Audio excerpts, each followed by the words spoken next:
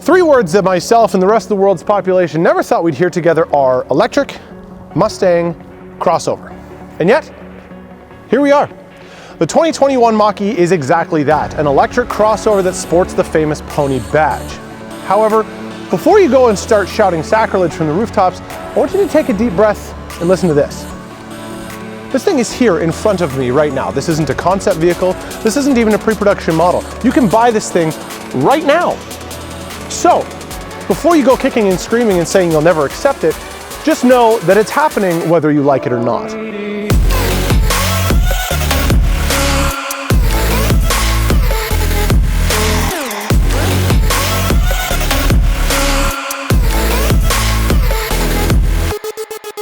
The Mach E comes with two different battery options. You have the standard 75.7 kilowatt battery or the extended range 98.8. Now they get about 211 to 305 miles per charge respectively, which, as the EPA goes, is about standard for industry.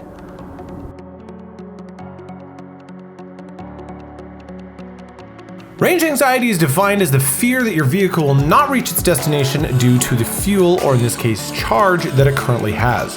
This term became more widely used as electric vehicles gained popularity.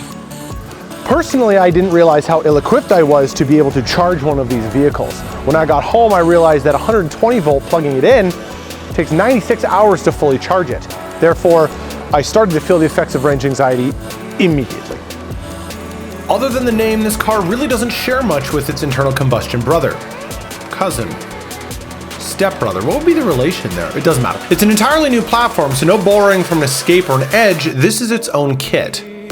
It does take some styling cues from the original. The taillights are close and the body lines roughly follow as well. It has a muscle, but it's a subtle, refined muscle. These vehicles obviously don't make any noise, and when it comes down to it, that's not really going to be a concern for a lot of people because it's more about how it drives, and I can honestly say that it drives quite well. It's very responsive, and the delivery of power, especially on an EV, is extraordinary because it's instant torque. It's a different kind of acceleration. It's nothing that I've ever experienced before, and nothing that you will likely experience unless you drive an electric vehicle.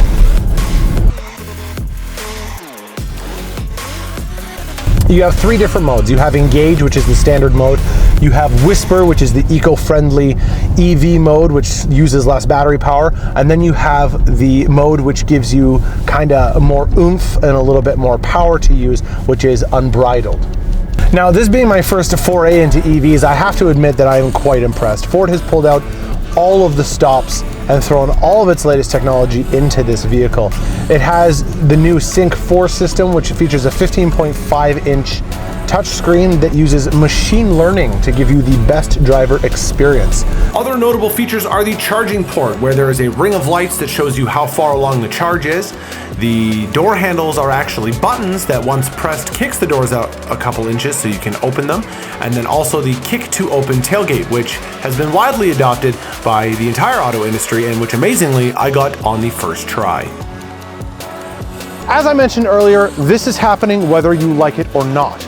You should just be thankful that you live in an era where you have the choice to choose between this and this, because ultimately, in 10 years, you won't be able to. If you do end up choosing this one though, the haters will never hear you coming.